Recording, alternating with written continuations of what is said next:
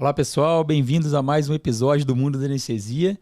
Dessa vez um episódio super rico, que vamos falar sobre medicina da dor, com dois professores aí fantásticos que estão elevando muito aí o nome, né, da medicina da dor e fazendo um trabalho maravilhoso no Brasil, que é o José Luiz Campos, né, médico anestesista, terapeuta da dor, e o Alexandre Mio Pós, também médico anestesista, terapeuta da dor.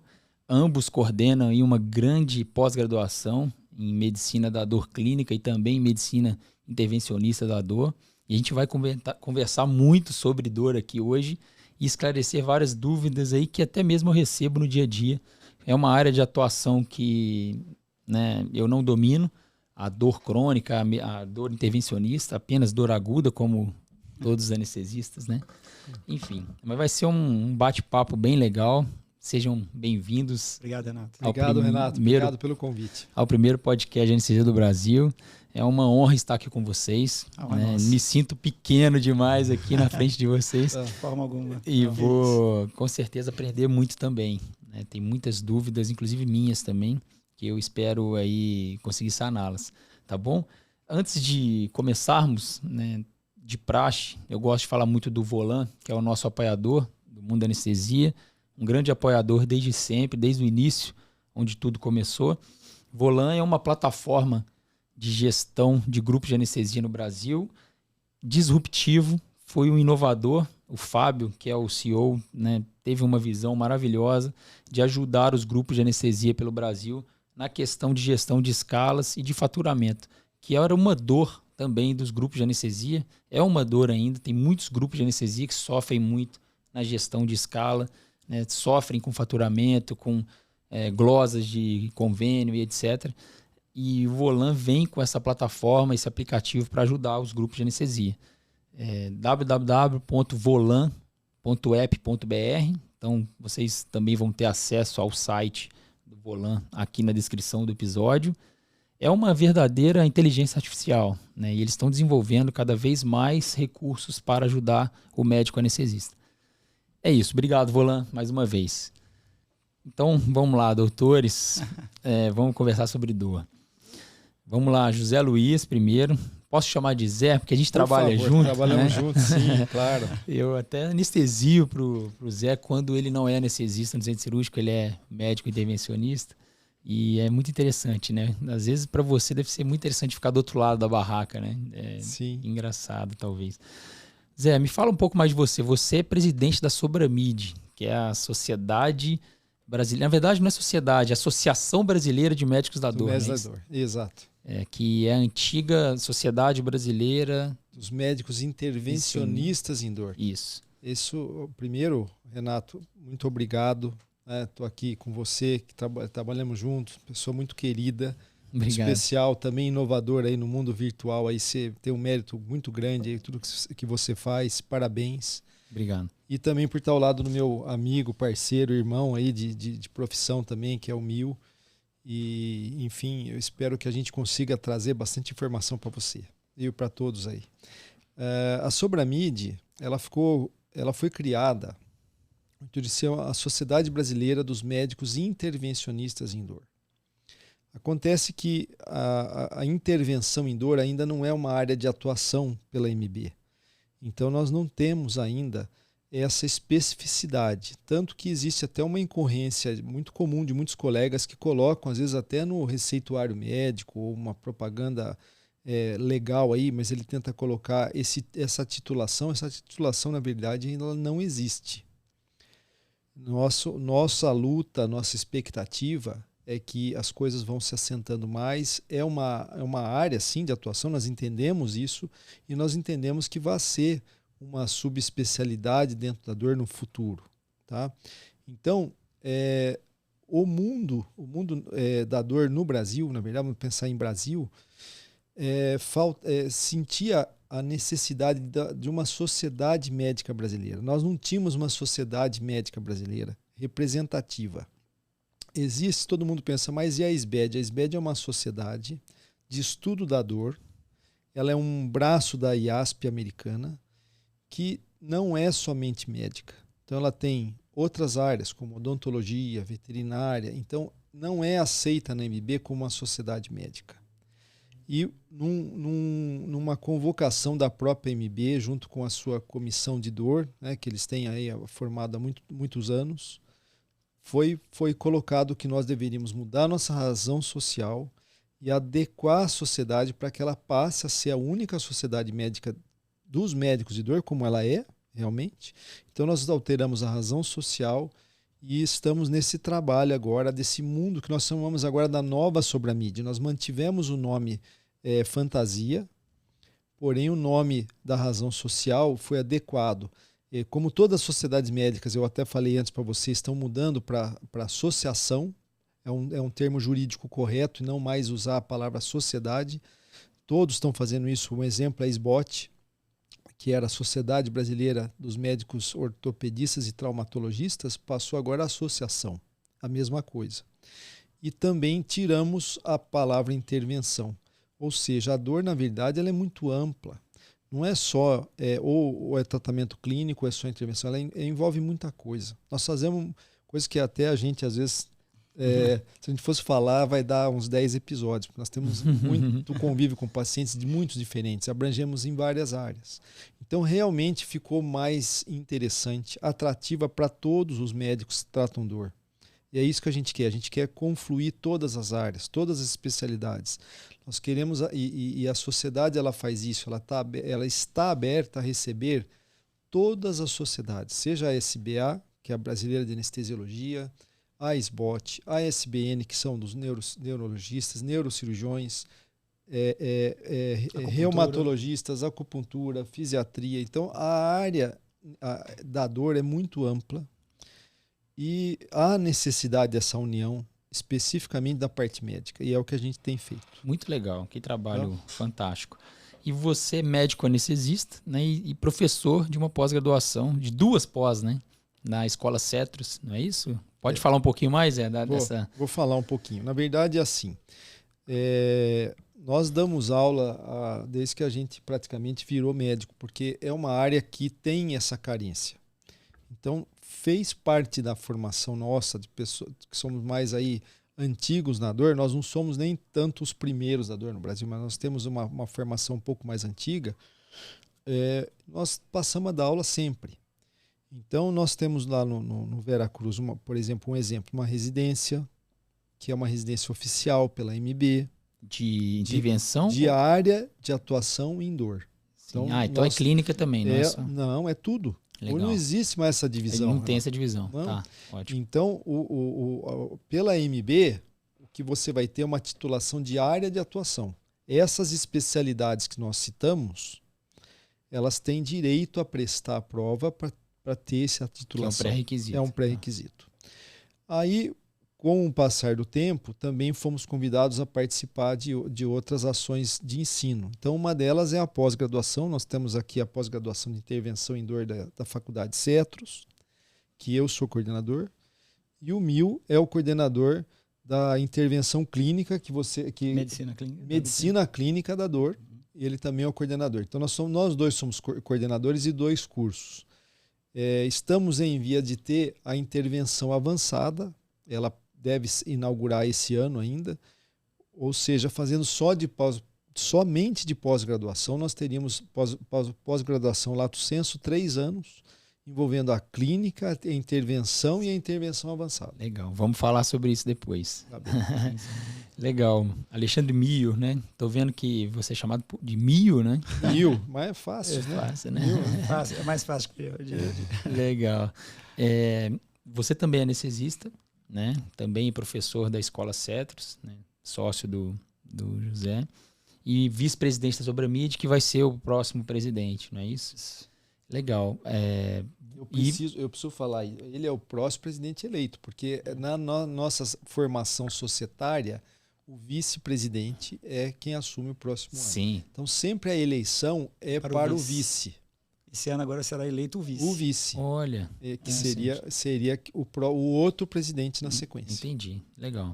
E não mora em São Paulo, mora em Brasília. Não, mora em Belo Horizonte. Em Belo Horizonte, mas também trabalha em Brasília, é isso? Isso, exato.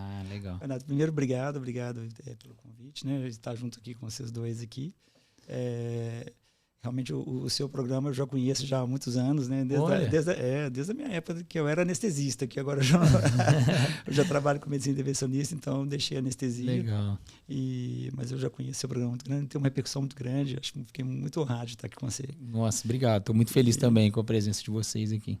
E aí é isso, né? Eu deixei de ser anestesista já há uns 3 ou 4 anos, já não atuo mais como anestesista, eu atuo apenas na medicina da dor. Então, eu tenho um consultório em Brasília, tem 2 clínicas lá em Brasília e tem uma clínica lá em Belo Horizonte. Eu moro em Belo Horizonte. Sim. Mas fico na ponte aérea aí, São Paulo, Brasília, Belo Horizonte, a semana toda. Uma vida corrida, né?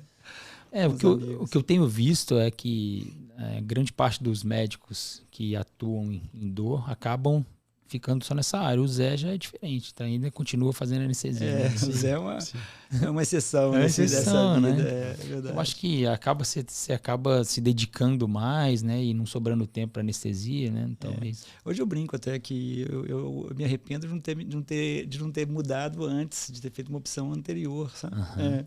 Não que eu não gosto de anestesia, muito pelo contrário, eu adoro anestesia. Quem me conhece sabe que eu amo o que eu faço e adoro anestesia. Mas é porque, apesar de serem áreas afins, a anestesia e a dor, o corpo de conhecimento é muito distinto. Sabe? O corpo de conhecimento é muito distinto. Então, a gente precisa se dedicar muito, né, para as 2 áreas. Então, acabei ficando... eu vou me dedicar mais aqui. Então, me dediquei mais. E aí, eu passei a ter as pós, a me dedicar mais às pós. Então, eu consegui fazer uma troca da anestesia para a educação. Acho que foi uma...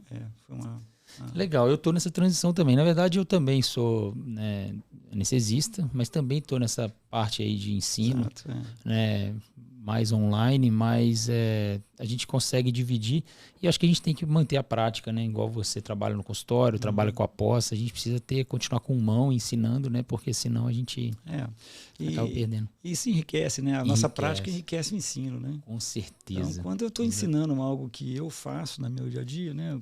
A gente consegue exemplificar uma situação com 1000 situações diferentes. Ilustrar, né? Ilustrar, isso traz riqueza. É o famoso PBL, né? Sim. Que é hoje o nosso centro, né? O nosso centro gravitacional do ensino é o PBL, né? Sim. Então, o que é isso? É exatamente, você dá aula teórica e discute a prática, né? Como que aquilo é aplicado na vida do indivíduo, como que ele consegue modificar a realidade dele usando aquele conhecimento. Ótimo. Né? Então, isso é muito importante para o ensino atual. Já foi visto que é o modelo de ensino mais eficaz, né? Então, é o que hoje a gente ensina na nossa pós, né? Forma de ensino. Existe uma trajetória para chegar a ser médico com área de atuação em dor. Sim. E também médico intervencionista da dor. Qual foi a trajetória de vocês, rapidamente?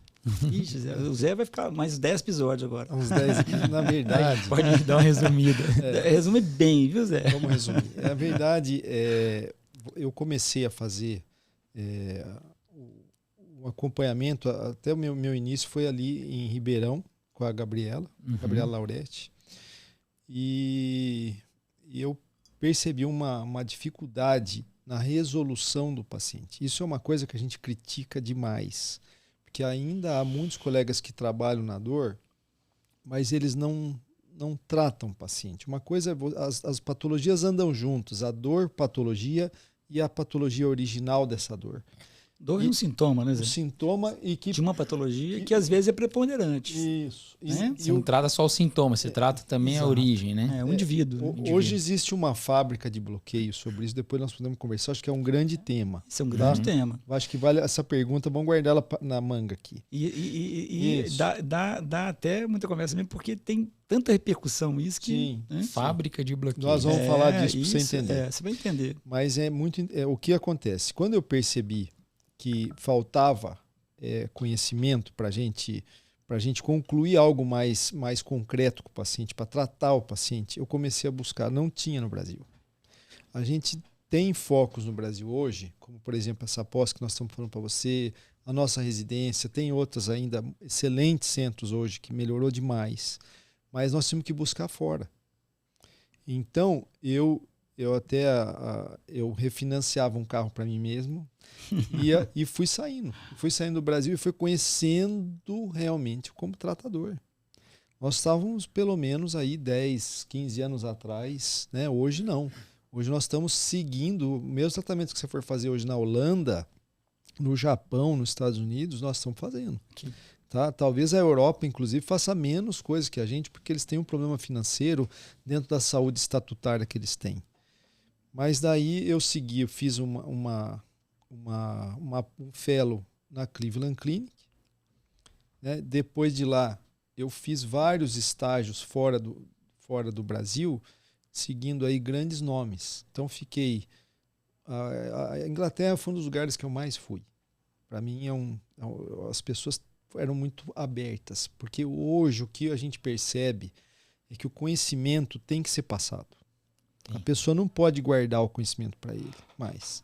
E muitos antigos têm essa cabeça: eu não vou ensinar ninguém porque senão eu vou criar um inimigo. É ao contrário, o conhecimento está aí. Todo mundo tem acesso. Ele pode ter dificuldade de encontrá-lo. E eu percebo que o inglês ele passa muito fácil. O outro que passa muito fácil é o holandês. Passa muito fácil isso. Então é um grande centro de dor. Talvez o mais tecnológico do mundo hoje na dor seja a Holanda. Eu acompanhei alguns grandes nomes lá, como o grupo do Van Cleef e o grupo do Horoff, que são nomes exponenciais no mundo da dor.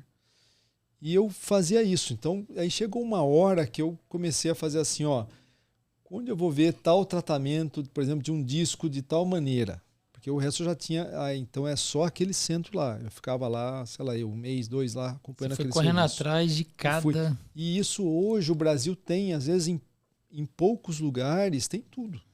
O nosso residente hoje vê tudo de dor, acompanha tudo de dor. Os alunos da pós, eles têm acesso a tudo de dor. E nós, sem querer, nós fornecemos uma série de informações mensalmente para todo mundo. Aquilo que foi coletado durante a década, né? Sim, você fez uma peneira e trouxe tudo para o Brasil. Foi isso aí, mais ou menos isso. E daí chegou uma hora que o pessoal falou assim para mim, mas você precisa começar a validar essa titulação. Então eu fiz o FIP, na época eu fiz meu FIP. FIP é o Fellow Interventional Pain Practice, que é um título de intervenção em dor com radioscopia. Eu fiz esse título lá na Cleveland Clinic, eu prestei a prova lá, eu passei lá. Na época eu acho que eu era o 79 do mundo, hoje deve ter mais de, 4 mil, não sei quantos são muitos hoje. Sim. Então é uma diferença grande. E depois eu fiz mais recentemente a titulação de intervenção com ultrassom, que é o CIPS. Na verdade, é isso que nós ensinamos. Você não precisa ter o título desde que você siga uma prática de evidência, de sucesso e de segurança com o paciente. Sim, então é isso. A questão é centralizar entre eficácia e segurança. Pronto. Né? Sim, pronto. É isso. Perfeito. A gente tenta mostrar exatamente isso, o que é o melhor e o que é mais seguro. Perfeito, ótimo. Agora você fala aí meia hora também. Nossa, sua formação. Não, meu...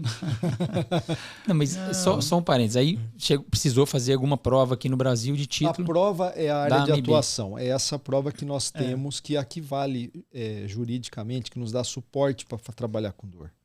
Mas que é uma prova da AMB. Obviamente, quando você vai criando um currículo e uma bagagem de trabalho e vai ficando conhecido, os seus questionamentos sobre sua maneira de trabalhar ao redor de você começam a diminuir. Né? Você já se tem a autoprova de que você é capaz de trabalhar com aquela área. Né? É o que nós estamos nesse nível hoje. Né? Mas aqui a prova que nós recomendamos, inclusive, que todos os médicos façam, quem quer trabalhar com dor no Brasil, é necessário, é tirar essa prova da AMB. Tem que passar nessa prova, porque no futuro próximo, é outro assunto, sim, ela vai ser talvez uma base para virar a titulação da especialidade, se dor virar uma especialidade e deve virar no futuro próximo. Hoje, que ainda não é só uma área de atuação. Ainda é uma área hoje, de atuação. Todas essas titulações que o Zé falou, né, o FIP, o CIP, elas são uma validação internacional e pessoal. Né? Assim, um grande mérito feito para a pessoa, mas ela não tem uma validade, um reconhecimento nacional no território nacional. O que é reconhecido no território nacional hoje é a prova da AMP, que é a prova da área de dor. Essa é obrigatória. Então, assim, os colegas que trabalham com a área de dor, elas têm que se esmerar, correr atrás dos requisitos para poder fazer essa prova. Né? E os requisitos varia ano após ano, né? Sim. Só que qual que é o pré-requisito mínimo, assim, né, para prestar essa prova? tem que ter uma especialização, né? Você tem que ter uma especialidade médica, né, já, né? Isso. Que é anestesista, Áreas, mais o quê? Você tem que ter uma dessas áreas que a gente citou como especialista nessas áreas. Tá. Infelizmente não são todas. Até acho que no futuro todos os colegas médicos têm o direito de fazer a prova. Porque a dor é universal. Sim. Né? Um pediatra, um intensivista, um radiologista, qualquer outra especialidade que hoje não é contemplada nessa eu acho que isso é um erro que a AMB, né, ela cometeu, mas que deve ser corrigido para o futuro, porque dor não é exclusivo. Sim. Né? Toda especialidade médica convive com dor. Exato. Né? E essa titulação aí, ela tem uma fase que é uma análise de currículo, que a gente até estava também conversando sobre isso antes. Essa análise de currículo, ela é importantíssima, a pessoa tem que comprovar, através de certificações, uma atuação em terapia da dor, no mínimo em 2 anos. Existe até uma carga horária mínima que ela oscila, conforme os editais vão saindo ano a ano, mas que é uma exigência importante. E a pessoa, às vezes, nem ele faz a inscrição para a prova, mas na análise do currículo ele é barrado, ele não faz a prova. Ele tem a prova interessante, ela vale 70%. 30% da prova, do seu peso, da sua nota, ela é dada em análise de currículo e atividade profissional. Legal. Sabe? Então é um peso grande, né? Sim. E tem que ter quanto para passar? Quanto? 60. 60. Com certeza. Então, ou você tira 100% da sua prova, sim. Né? E mesmo tirando 100% da prova, você não garante porque você tem que enviar os documentos antes para a MB para ser validada a sua inscrição. Entendi. Então pode ser que você não seja validado. Né? Entendi. Você chegou também a precisar ir para fora para você se especializar? Não da mesma forma que o Zé. Né? Claro que o Zé ele exagerou, né? Como ele exagera em tudo.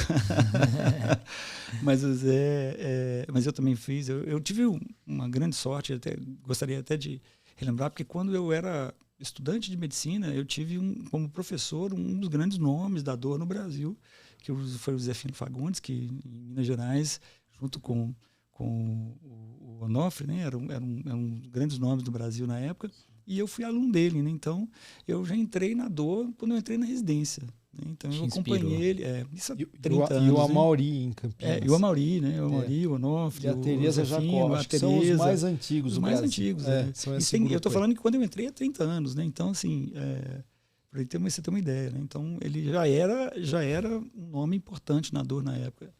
Então, assim, eu acompanhei durante esses anos todos e ele foi me estimulando e eu sempre fiquei transitando ali entre dor. Fiquei um tempo fora, fui para a Alemanha também, acompanhei lá um período de tempo, acompanhei alguns colegas. Aqui no Brasil também acompanhei alguns colegas, mas não tive esse mesmo grau de dedicação e afinco que o Zé teve nessa busca pelo conhecimento, não. Eu fiz o meu mestrado em dor, fiz o mestrado em dor oncológica, até publiquei agora o meu mestrado, foi um artigo bem legal. Foram 136 pacientes que nós avaliamos, né? E 136 pacientes oncológicos durante um período de quase 2 anos de acompanhamento, sabe? Então, assim, aplicamos vários instrumentos e tudo, e de uma forma muito interessante, né? Todos os pacientes, o único fator preditor de qualidade, né? de qualidade de tratamento foi depressão. Quanto mais deprimido o paciente, maior a dor ele sentia. Né? Interessante. E aí você vê o peso que é hoje essa questão do transtorno do humor, né? Para nós na dor. Né? A gente até brinca, a gente não sabe quem que vem primeiro. Né? É o cara que ficou deprimido ou a dor que veio primeiro? Verdade, o ovo ou a galinha. Exatamente, aí o ovo ou a galinha. Existe uma máxima que é o seguinte: a dor e o emocional, elas andam juntos. Sim. E o desequilíbrio deles é um indicador para o médico de dor que o paciente não está mentindo. Sim. Porque a dor é subjetiva. Ele pode dizer que ele tem uma dor 10, 5 e eu tenho que acreditar. Quando a gente percebe essa dor alterando atividades de rotina dele e com isso alterando o humor do paciente, a qualidade do sono, o convívio social, o convívio familiar... Então indiretamente nós, médicos de dor, captamos essa pessoa está com dor. Esse é o verdadeiro indício para nós de que a dor é impactante. Ele modificou a rotina do indivíduo. Sim. Né? Então, Sim. esse aí... Hoje em dia, estou falando, e a maioria dos colegas tem mudado também. A gente não valoriza mais ele chegar para mim e falar de 0 a 10, minha dor é 10. Ele pode falar que é 10. Quantas vezes ele quiser. Eu preciso, nas entrelinhas da vida dele, classificar se, na verdade, ela é 4, 5, 6, 7 ou até 10. Mas é isso que eu vou pegar. Isso é dito de uma maneira indireta para nós. E nós temos esse treinamento para conseguirmos ler isso. Esse feeling, né? Esse feeling. Então é muito importante, sabe? E outra coisa, às vezes está o casal, por exemplo, no caso de uma paciente ou uma paciente que estão sentados na frente, às vezes você tem que falar isso para o parceiro ou a parceira, para que eles entendam, na verdade, que essa alteração de humor faz parte da doença. Porque a doença, a dor, ela é familiar. Toda a família fica doente, todo mundo fica afetado. Quebra todo o equilíbrio familiar. Relacionamentos acabam. Né? São destruídos, né? Exatamente. Os familiares são destruídos pela dor, né? E você tem que, às vezes, passar isso e falar assim, olha, nesse momento o ideal é vocês ou se unirem, porque inclusive a resolução fica melhor, né? E não envolver um terceiro de fora aqui, porque esse que vai dar conselho de fora vai dar conselho errado. Que existe a dor e existe a alteração emocional, ela está ali, junta, enraizada com o paciente. Legal demais. Deixa eu perguntar para vocês uma coisa. Você disse, Zé, que tem alguns países de referência, né? Holanda, né? Estados Unidos também seria um país de referência. Sim. Mas pensando que os Estados Unidos está passando por um problema grave aí de saúde, né? Crise de opioides, enfim. O que você acha que pode acontecer, por exemplo, num país que tem já está um pouco mais avançado na terapia da dor, de forma talvez até intervencionista, em que há essa preocupação em minimizar o uso de opioide para algumas situações, para a gente evitar essa dependência e esse alastramento aí dessa epidemia. Porque, por exemplo, a minha opinião é a seguinte: se os americanos tratassem tão bem a dor, será que essa epidemia teria sido menor? Eu não sei. Vocês pensam nisso com relação a opioide, minimizar o opioide, igual nós na anestesia hoje a gente pensa, tipo, olha, temos que minimizar um pouco, né, o opioide no intraoperatório por causa dos benefícios pós-operatório. Vocês também pensam nisso? Tem essa estratégia? Sim. O que a gente percebe é o seguinte: existe uma formação de tratamento da dor muito superficial na maioria das especialidades que nós citamos, que são todos envolvidos com dor. A maior procura de um paciente para um sistema de saúde, seja hospital ou uma clínica, é por causa de dor. É a grande procura. Mas os colegas, eles têm uma limitação nessa formação, mesmo na prescrição. Então, existem prescrições que não condizem, inclusive, com a patologia. Por exemplo, uma dor nevrálgica, o opioide seria a última droga que eu vou usar. E é o que a gente vê muito, né? Muito. No PS, pronto-socorro. Sim. É tipo descartar o paciente, medica logo e manda para casa. Né? Então, infelizmente, ainda o paciente recebe uma medicação que não condiz com o que ele precisava. E o segmento desse paciente é mal feito. Tá? Nós temos uma vertente em relação aos outros países que é um pouco diferente. No Brasil, nós compramos o medicamento quando nós somos aí pacientes privados, e o paciente público ele tem uma limitação de acesso também ao medicamento. Ele é mais difícil de ter o acesso. É o oposto dos Estados Unidos. Os Estados Unidos, todo a seguro de saúde, a medicação está inclusa, ele não paga pelo remédio. Então, nesses abusos de prescrição, com certeza, se há abuso de prescrição, há abuso do uso. Então, a dependência de opioide é muito grande nos Estados Unidos em virtude de todo esse sistema diferente do que nós convivemos. Sim. A Europa, ela é um sistema mais público, né, mais estatutário, e que eles têm um controle melhor. E eu acredito até uma formação de prescrição um pouco mais adequada, vamos assim dizer. Mas eles também estão numa dificuldade financeira. O mundo está numa dificuldade financeira, né, em relação à saúde. A saúde é cara. para todos.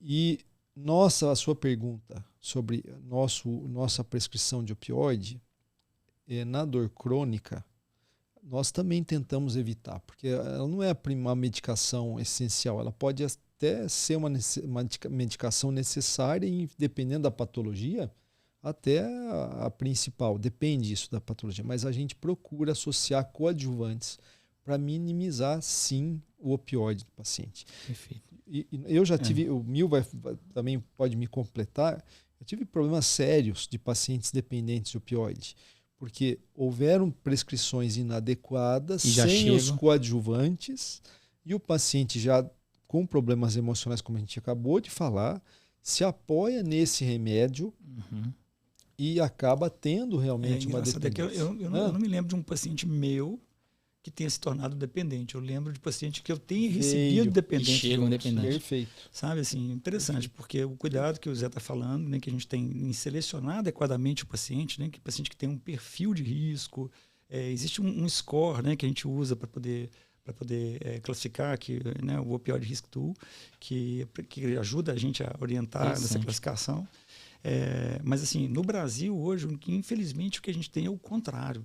Né? A gente tem muito menos consumo do que deveria. Sabe? O Brasil, hoje, ele consome muito menos opioide do que deveria.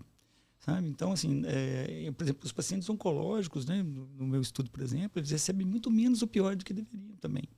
Então, existe muito medo, existem barreiras, que a gente chama de barreiras na prescrição de opioide. E seria a patologia principal. A oncológica, né? Essa sim. Então, assim, a gente tem essas barreiras aí que vão de uma parte, são barreiras organizacionais do sistema, como a prescrição através de receita amarela, que nem todo mundo tem, né? Uma distribuição que é irregular, o SUS não consegue fornecer de forma adequada. Essa é uma barreira organizacional, até uma barreira médica, o colega que não recebe uma formação adequada para prescrever. Né, quantos de nós tivemos aula aí na graduação, na faculdade, sobre como prescrever? A dor, ela é prevalente, né? 85% dos pacientes que procuram pronto-socorro procuram por dor. Né? E, então, assim, apesar disso, ninguém tem aula de dor na faculdade. É isso que eu ia falar. É impressionante. Ninguém tem essa formação. Isso a universidade já tem vergonha dessa formação que ela coloca, né? E obrigatoriamente colocar dentro do currículo a matéria dor, né? Dor enquanto matéria. Dor enquanto não como um sintoma, mas como uma doença. Exatamente. Né? E aí, dentro desse sistema... Perdão, Zé, só a última coisa. E tem uma terceira barreira ainda, que é a primeira organizacional, a segunda da formação médica e a terceira do paciente. O próprio paciente tem medo de receber o opioide. Então, por essa informação que às vezes é equivocada, às vezes cultural, às vezes chega para ele uma informação de que ele está uma epidemia de opioide, ou você prescreve uma morfina no paciente, ele acha que você quer matar ele. Entendeu? Ele já está entendendo. Deixar ele viciado. Ou deixar ele viciado. Não, nesse momento você precisa disso, sabe? Você precisa desse fármaco, nós vamos monitorizar isso, nós vamos te ajudar, nós não vamos permitir que isso aconteça com você. Mas tem um estoicismo do paciente, achar que ele tem que suportar a dor, porque ele suportando a dor ele vai se curar mais rápido. Sim. Então, uma série de questões, eu sei que são muito bem estudadas, mas a gente tem que ter muito, muito cuidado com essas colocações. Né? Sim, e existe, isso que você falou, o paciente, ele também tem uma propaganda errada sobre a medicação. Ele recebe isso do vizinho, da família, sei lá, de um parente, e, por exemplo, nossa, ele está tomando morfina, e é um tramadol, que é um opioide fraco, para uma lesão aguda, que ele tem que tomar isso nessa hora. Aí tem uma explicação. Eu me lembro, um caso de uma paciente, que desse esquema que você falou, ela veio de outro colega, na verdade era uma paciente que ela veio circulando no hospital entre várias clínicas, e ela ficou com uma dependência de metadona. Dependência, porque a dor dela era neuropática, não era oncológica. A medicação base dela foi prescrita por alguém, a metadona, ela buscava. A pessoa cria essa dependência, ela fazia ciclos em clínicas, ela se fantasiava na patologia que ela foi criando na cabeça e foi aumentando para receber a medicação. E eles têm um comportamento, né? Comportamento. Inclusive, a definição de adição é essa, né? Ele tem um comportamento anômalo pela busca. Sim. Ele busca incessantemente o fármaco, De né? formas...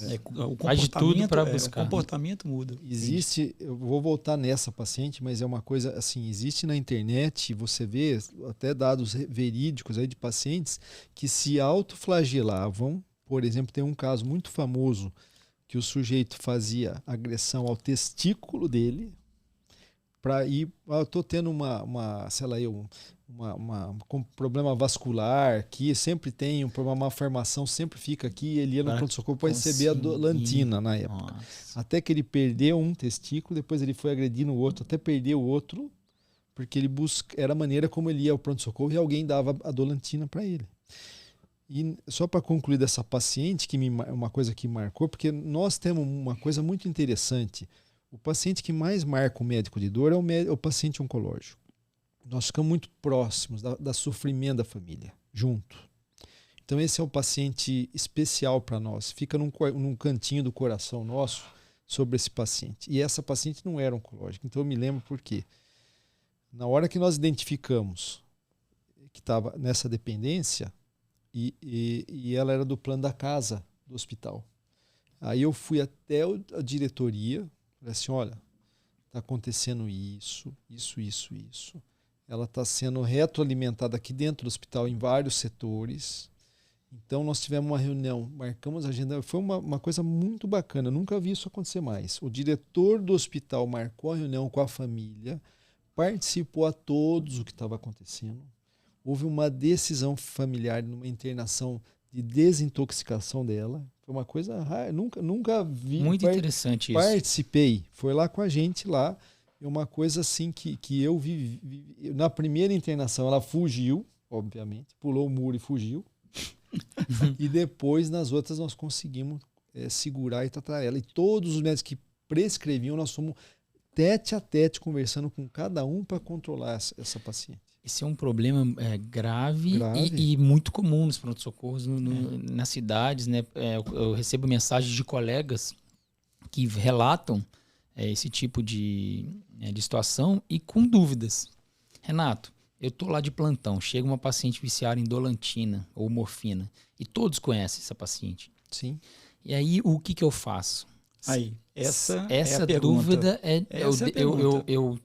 Eu trato ela, não a dor dela, mas por exemplo, uma síndrome de abstinência, que ela provavelmente às vezes está, ou eu realimento essa dependência dela, ou eu não trato, Renato, ela vai buscar outro. Vamos analisar essa situação. Vamos maravilhosa essa situação. Eu acho que essa situação aí vai pegar muitos dos nossos colegas ali que estão... Exatamente, é uma dúvida, sim, corriqueira. Essa daí é uma situação comum, demais. Muito comum, que a gente está vivendo cada dia mais, exatamente porque a gente está tendo esse número maior de pacientes dessa situação. E aí vamos pensar o seguinte, na visão do paciente, vamos dizer o paciente, se ele é um paciente dependente de opioide, ele precisa desse opioide para poder fisiologicamente ocupar o receptor. Sim. Né? Então ele está em busca incessante, ele vai ao pronto-socorro, ele está ali a um passo de uma crise de abstinência, por exemplo. Então, para esse paciente, você já imagina fisiologicamente como que ele está ativado. O sistema nervoso autônomo dele ativado, ele está taquicárdico, ele está sudorético, ele já está agressivo. Né? Então, raivoso, explosivo, é isso mesmo. Esse é o perfil dele. E, né? Só um parênteses, as pessoas têm preconceitos desse paciente. Claro. Acham que o próprio médico tem sim. Pois é, esse que é o objetivo aqui dessa discussão. Isso é um paciente doente, né? Exatamente. Essa pessoa, né, ela não desmerece, exatamente, ela não desmerece a nossa atenção de forma alguma. Eu estou tentando mostrar que essa pessoa é um doente. Exatamente como você falou. Então, assim, os colegas têm que deixar essa barreira do preconceito para trás e passar a enxergar aquele indivíduo como um doente. Bom, então, esse é o ponto. E agora vamos pensar no colega. Ele está lá, de plantão, 500 pacientes para ele ver, e aí chega lá fora um paciente viciado. Eu já me coloquei no lugar dele. Ó, eu tenho um viciado lá fora quebrando a porta porque ele quer entrar para tomar morfina e vem aqui todo dia tomar essa morfina. Aí, bom, assim, e agora nós estamos aqui, dois lados da moeda. O que nós vamos fazer? O paciente brigando na porta e o médico. Né? Se existe uma decisão de um terceiro, que aí é que entra o nosso gap, que é a diretoria desse hospital, que é o que o Zé falou ali. O que o Zé falou. Sim. Exatamente. É onde entra quem? É quem administra. Olha, essa é uma situação real que vem acontecendo no dia a dia do nosso pronto-socorro. Então, qual será a nossa postura institucional? Porque uma postura institucional, ela está amparando o médico na sua posição. Então, se ele fala assim, olha, esse paciente será internado para tratamento intra-hospitalar, enquanto a família é trazida para uma discussão, como o Zé falou ali e tal. Então, então o colega admite, prescreve a morfina dele, interna esse paciente, e isso é feito dentro do ambiente intra-hospitalar. Qual que é o problema? O gap não existe. E fica lá um problema entre um dilema e uma briga entre o colega que não quer prescrever porque ele está alimentando um vício e um paciente que está precisando disso para o receptor. Então, se não existe o gap, se existe o gap, se não existe uma postura institucional, o meu conselho para o colega da emergência é: faça a droga. Faça a droga, porque eu dei plantão durante muitos anos em pronto-socorro, eu tenho uma formação clínica e o paciente chegava, eu discutia com ele, fazia a droga e perguntava: vamos internar? Vamos internar para a gente poder conversar, para a gente poder... Assim, não quero só tomar meu remédio aqui e ir embora. Tudo bem, toma o remédio e vai embora. Se ele tem uma família que o acompanha e discute naquele momento, se ele não tem como fazer, eu dou a alta do paciente, que é o jeito que ele é maior de idade, apesar de ser dependente, ele é maior de idade e dono das decisões dele.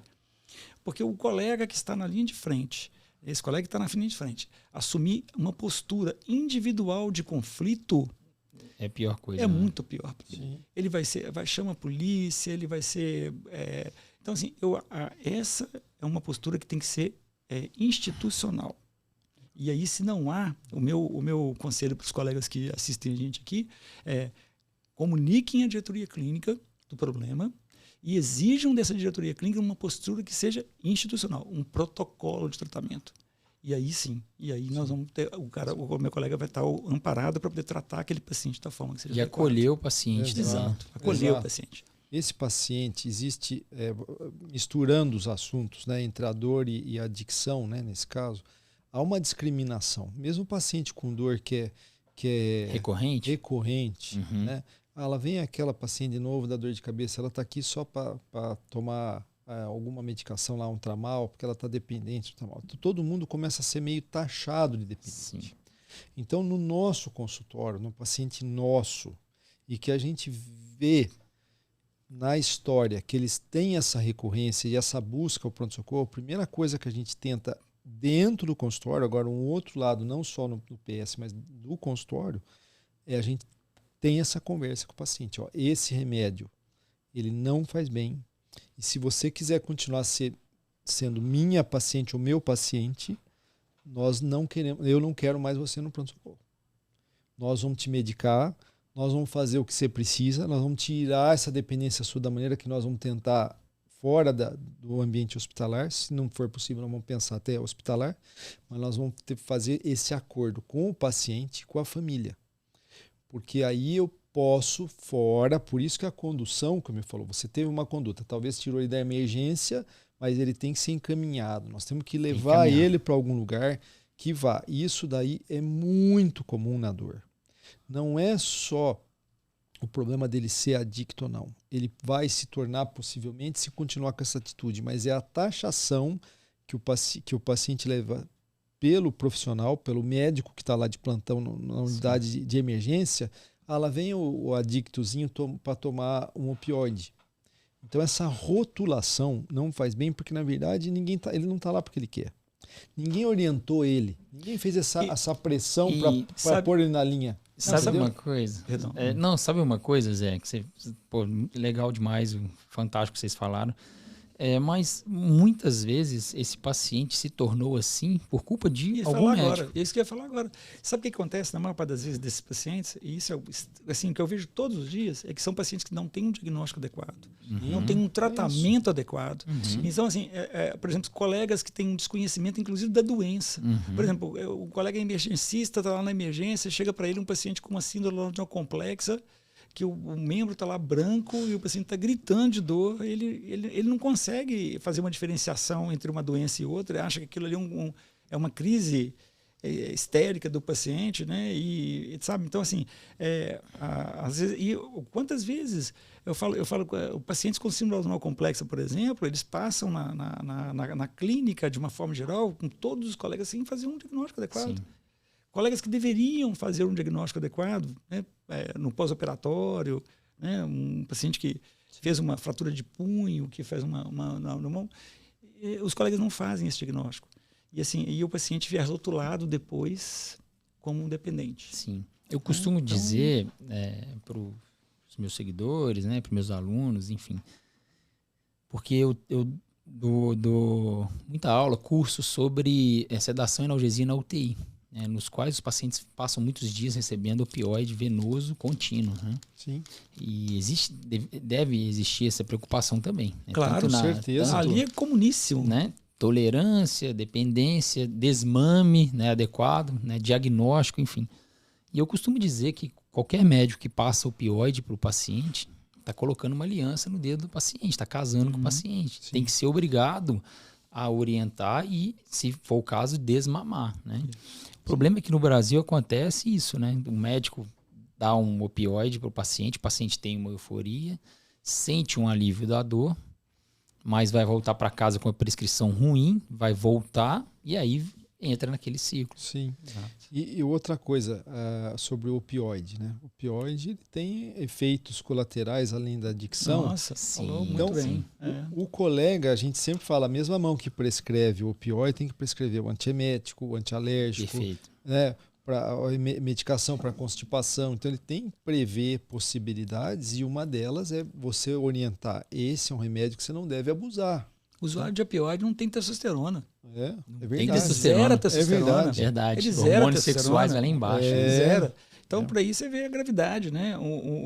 A testosterona, os hormônios sexuais, eles estão ligados ao sistema límbico com a liberação de dopamina e oxitocina. Então, você imagina que aí já entra a depressão, Sim. porque olha como você piora o ciclo. Usuários de heroína não menstruam, né? Sim, Exato, exato. Você sabe que nos Estados Unidos tem é obrigatório para o paciente de dor uma consulta surpresa com o farmacêutico. O Brasil agora parece que normalizou a consulta com o farmacêutico, só que não é praticado comumente aqui. O que é isso? Ele veio para passar em consulta com o Dr. Alexandre, Dr. Zé Luiz, sei lá, eu, então, só que surpreendentemente, antes dele entrar na minha sala, ele teve que passar, ele faz um contrato com a clínica, então ele passa primeiro com o farmacologista. O farmacologista ou farmacêutico conversa com ele sobre os efeitos possíveis que ele está tendo da medicação que ele está usando. Porque a nossa consulta é demorada. Demora 1 hora uma consulta para ser rápida. O que acontece? Nós nessa hora não temos tempo de perguntar quase, nada da vida do paciente. Como é que está a sua relação sexual? Como é que está a sua relação familiar? Como é que está seu serviço? Como é que você está dormindo? Nós não conseguimos, não tem tempo. Nós focamos em patologias, em áreas, em exame, ultrassom, vê a ressonância, analisa. Sim. Aí o farmacêutico, antes dele entrar na minha sala, do mesmo paciente, chega até nós, passa lá para a gente assim, ó, vai entrar aqui o seu João da Silva, ele está tendo aí diminuição do libido, provavelmente é essa dose do remédio que está aqui. O farmacêutico já traz pronto isso para o médico. Que legal. É uma visão mais holística, mais ampla do paciente no Brasil como um todo. Tem um movimento para isso, né? Assim, da consulta do farmacêutico, né? Da consulta do profissional de farmácia, incluindo dentro do hospital, até para checar aí a questão da compatibilidade, também, né? Interações interação, exatamente. Legal. Mas às vezes aquela coisa, né? Tem tem sempre uma questão do ego ali, de questão. Na UTI também, o farmacêutico que seria muito importante. Então, mas olha, tem um detalhe que me lembrei agora, que é uma curiosidade, né? Curiosidade bacana assim para falar para vocês. E a gente ia indo para o consultório, e quando a gente passava na sala desse colega, o farmacologista lá, o farmacêutico, tinha uns vidrinhos de urina no final, assim, em cima da janelinha. Escolhem de rotina. E todos com um termômetro para medir a temperatura da urina. Passou um dia, 2 dias, eu falei assim, eu não vou aguentar. Me conta aqui por que você põe o termômetro. Porque dentro desse contrato ele também é pego um exame toxicológico de surpresa, E os pacientes, sabendo disso, traziam urina de outra pessoa de casa, numa bolsinha, Então, ele mede a temperatura se ele está com a temperatura que ele colheu ali agora. Olha só. Então, para você ver como lá realmente o abuso, provavelmente associado às prescrições erradas, incorretas, é muito sério. É muito sério. Tá? Então, você vê isso. Né? Você vê muito isso. Se a gente está falando de Brasil, a prevalência da dor também equivale à prevalência no mundo, dor crônica, enfim, é uma prevalência alta, né? É alta. Eu entendo que é muito parecido. Né? Existem diferenças muitas vezes relacionadas a uma atividade mais industrial, diferente de uma atividade do campo, mas em termos, por exemplo, de articulações, de coluna e cefaleia são as 3 maiores dores que existem mundialmente, é uma estatística muito similar. Mesmo se o país é mais pobre? Existe essa característica de diferença por pobreza, talvez por o nível social, mas no geral, analisando... O Brasil hoje está em torno de uns 25%. Dor crônica, 25% da população. Da população. É muito grande. E se a gente separar por faixa etária, aumenta muito mais. Aí varia. Varia, né? Vai. Aí, por faixa etária tem uma coisa muito interessante disso aí, que é assim, nós temos uma tendência de envelhecimento da população. Sim. Em 2050, a nossa pirâmide etária vai estar invertida. Né? Nós não vamos estar aí com ninguém que sustente a nossa pirâmide. Nós temos muito mais velho do que jovem. Né? Então, qual que é a tendência disso? Não é só a gente não conseguir sustentar o pagamento do nosso imposto de renda, a gente conseguir pagar o nosso aposentadoria, ou INSS, né, ou fomentar o próprio SUS. Isso vai ser inviável em 2050, porque nós vamos ter muito mais velhos do que jovens. Uhum. E esse envelhecimento da população, ele também conta com um envelhecimento com a prevalência maior de dor. Claro. O velho tem muito mais dor. Perfeito. Então, os estudos americanos mostram que 2/3 dos idosos, eles cursam com dor. Tem dor crônica. 2/3, que nós temos 25% da população em geral, no idoso chega a 70%, 66%. Então, assim, o número é muito maior da prevalência de dor no idoso. Então, você imagina o que vai acontecer com o Brasil nos próximos 30 anos. Né? Então, nós vamos estar aumentando muito essa incidência. E volto a frisar uma coisa interessantíssima. A maioria desses pacientes idosos, né, são pacientes que estruturalmente, externamente, são normais. Então, existe até um despreparo interno da família em acreditar naquela informação do paciente também. O paciente idoso, que ele já tem a vida limitada por atividades pela própria idade, no caso articular, especialmente musculoesquelético, ele vai ficando preso dentro do próprio corpo pela dor. E ninguém acredita nele. Então gera uma frustração muito grande nessa fase da vida desses pacientes. Né? Tem um estudo que eu acho que é muito legal até citar, eu cito esse estudo em aula, sabe, Renato? Eu acho que eu até falei isso agora no final de semana passada. Foi um estudo de um japonês, não me lembro mais a data, mas se eu não me engano foi 2014 esse japonês, e ele fez um estudo muito interessante. Ele pegou todos os velhinhos, né? Separou por faixa etária e acompanhou durante quase 10 anos. 10 anos os velhinhos. E ele fez uma curva, que é uma curva de Kaplan-Meier, que é a curva de mortalidade. E ele separou os velhinhos num grupo que não tem dor, o que tem leve, moderada e dor intensa. O que ele viu? Que os velhinhos que tinham dor moderada e intensa morriam muito precocemente. Tinha uma sobrevida muito menor. E aí ele mudou o impacto da dor. O que ele falou? Por que você trata a dor no velhinho? Você trata a dor do velhinho porque você morre de dor do velhinho, porque o velhinho não anda, porque ele não mexe. Poxa, é um fator humano. Ah, meu pai morre de dor. Não. O que esse japonês mostrou? Que a gente trata a dor para aumentar a vida. Sobrevida, né? A sobrevida desse paciente aumenta. Entende? Então, assim, eu achei interessantíssimo esse artigo. Eu sempre cito, porque... Muda a visão, né? Muda totalmente a visão. O que você falava assim, não, eu estou com dó do velhinho. Não é fator humano, mas não.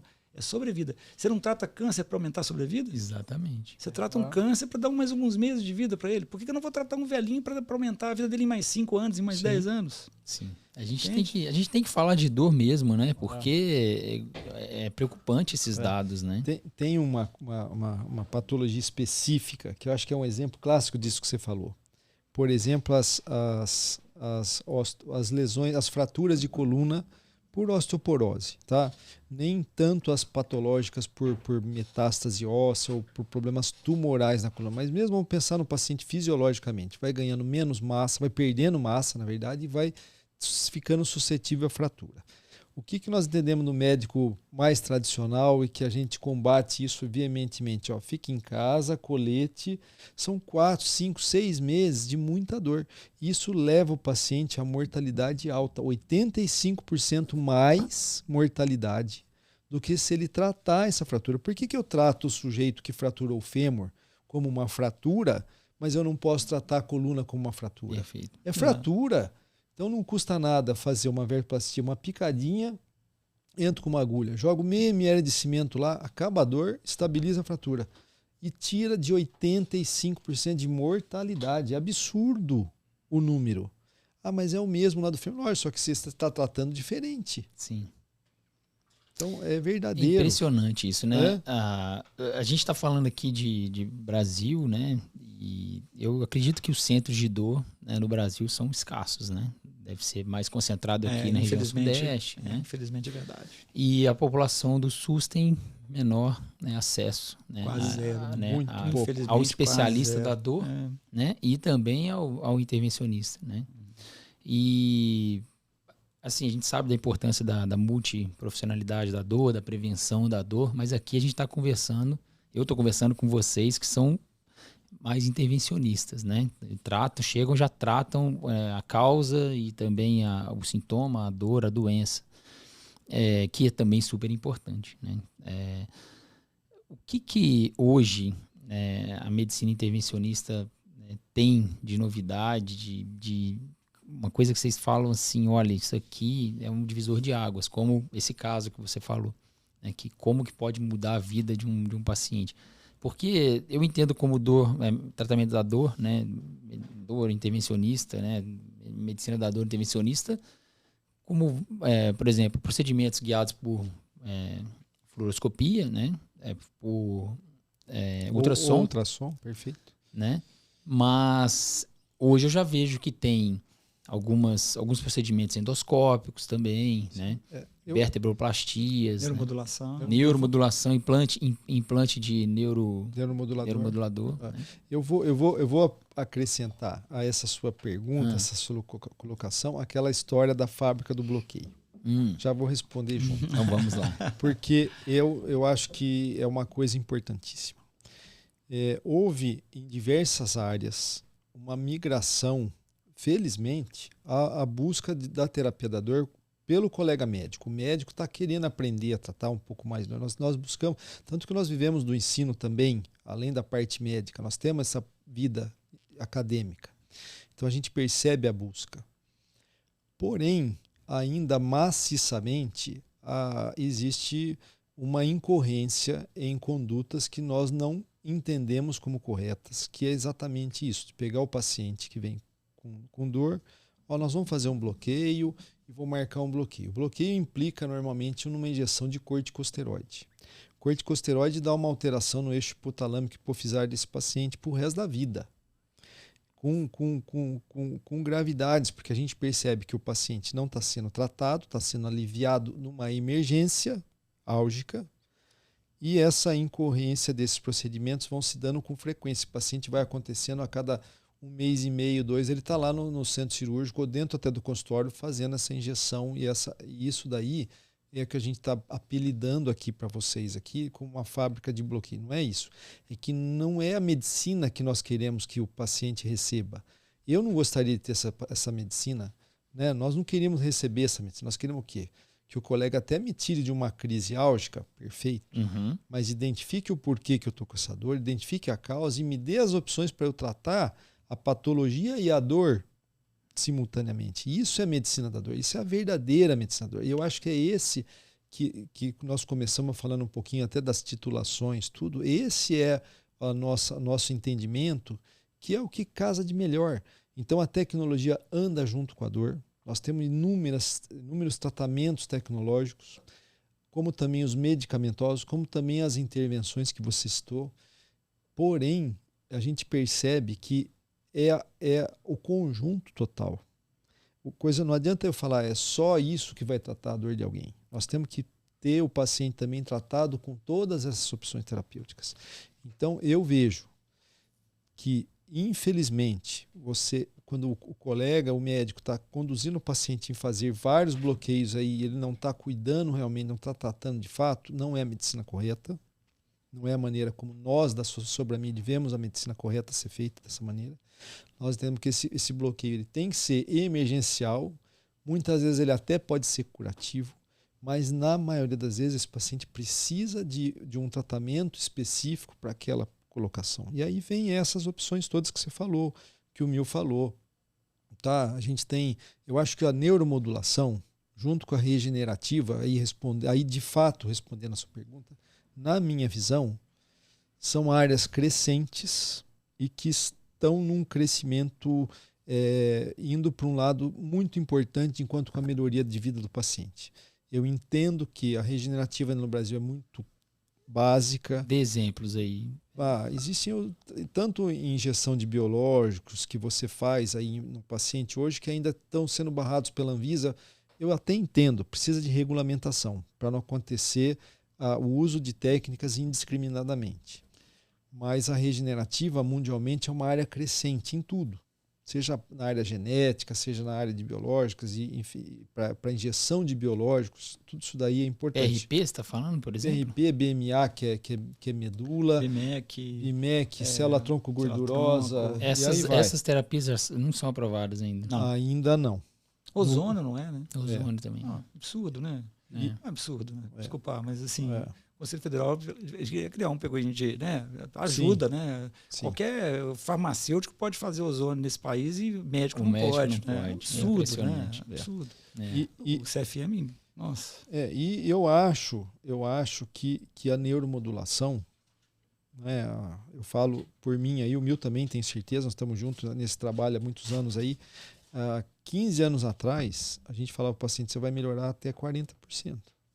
E hoje nós vamos falar para o paciente assim, você vai melhorar no mínimo 50%. Virou completamente. Olha. Então eu trabalho, você vai melhorar no máximo 40%, quer dizer, hoje eu falo você vai melhorar no mínimo 50%. A neuromodulação ela é uma crescente. A tecnologia está aprimorando, tem que aprimorar mais, mas ela cresceu muito. As indicações, os equipamentos melhoraram, a forma de inserção.